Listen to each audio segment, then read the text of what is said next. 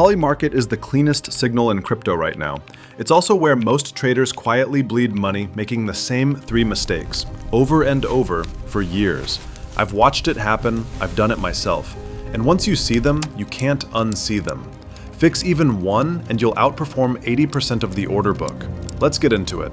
Mistake number 1, anchoring on round number strikes. Bitcoin's at 75,000 right now. Look at this list. Open contracts at 50K, 75, 90, 100. Massive volume, tight spreads. That's where everyone's trading. Now look at 77, 83, 92.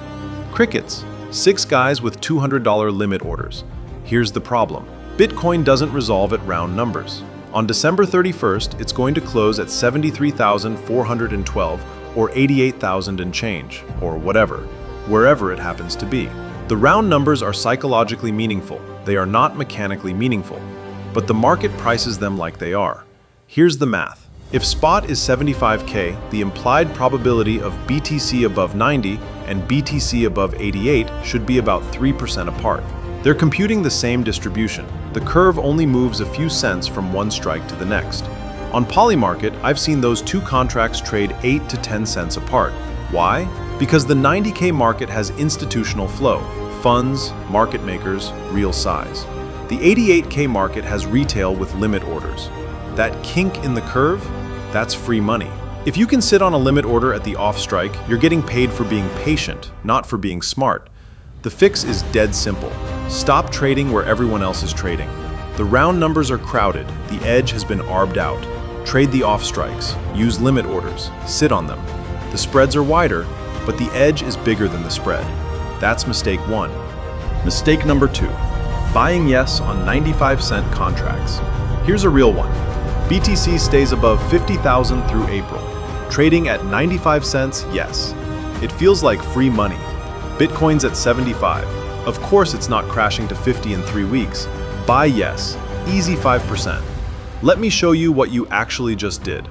You risked 95 cents to make 5 cents.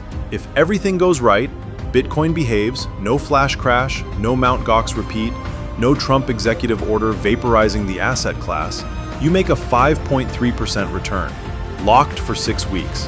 Annualize that, you're getting maybe 45%. Sounds great. Except T-bills are paying 4.2%, risk-free, daily liquidity. Your money's back in your account tomorrow if you want it. You're being paid 40 extra percentage points annualized to carry catastrophe risk in a famously volatile asset with no liquidity on a contract that loses everything if a tail event hits. You're not investing.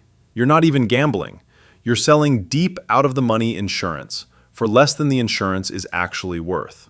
One 20% flash crash, which has happened in crypto how many times in the last decade, and you lose 19 times your potential gain, 19 to 1 downside, for 5% upside. Here's the test I run on myself before any high-priced yes trade. Would I sell this exact contract at the same price? If somebody walked up and offered me 95 cents to take the other side, would I do it? If the answer is no, I shouldn't be buying. Because if I wouldn't sell at 95, the price is wrong on both sides.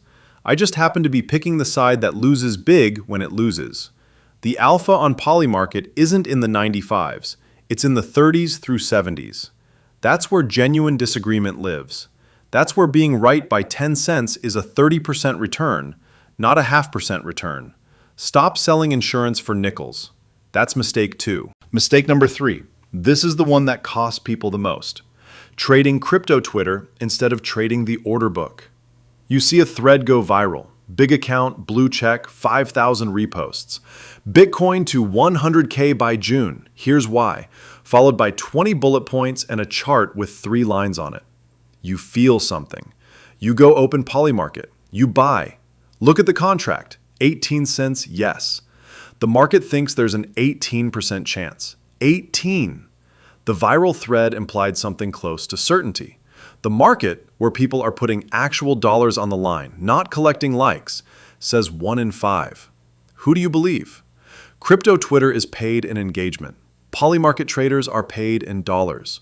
When they disagree, follow the dollars, every time. There's a structural reason CT runs hot. Bullish posts get more reposts than bearish ones. Crypto's a long-only culture. We're going to make it performs. This looks priced in, doesn't. The selection effect makes the timeline systematically more bullish than the marginal trader actually is. PolyMarket doesn't have that bias. Every yes has a no on the other side. The price is the equilibrium. Nobody gets a like for being right, they get paid. So here's the trade. When CT consensus diverges hard from the PolyMarket price, that gap is the signal. I've kept track. Over the last 12 months, when a viral CT prediction was 30 points or more off the contemporaneous PolyMarket price, the contract resolved closer to the PolyMarket price about 80% of the time. Build the habit. Every time a take feels obvious, every time the timeline is screaming, check the contract before you act. If the market disagrees with consensus, the market is usually right, and the disagreement is your trade. That's mistake 3. 3 mistakes, fast. 1. Trade the off strikes, not the round numbers. 2. Stop buying 95-cent contracts. You're selling insurance for less than it's worth. 3. Fade the timeline. Trust the order book. The meta point, if you take nothing else from this, is that every one of these mistakes comes from treating PolyMarket like a betting site. It's not a betting site, it's a continuous market, and the people who consistently make money on it think like market makers, not like bettors. You're not picking winners, you're pricing risk. There's a difference, and that difference is the entire game. If this saved you from your next dumb trade, sub. The next one will find you faster. Next week, the only hourly Bitcoin contract worth trading on PolyMarket, and the math behind why every other one is a casino. I'll see you then.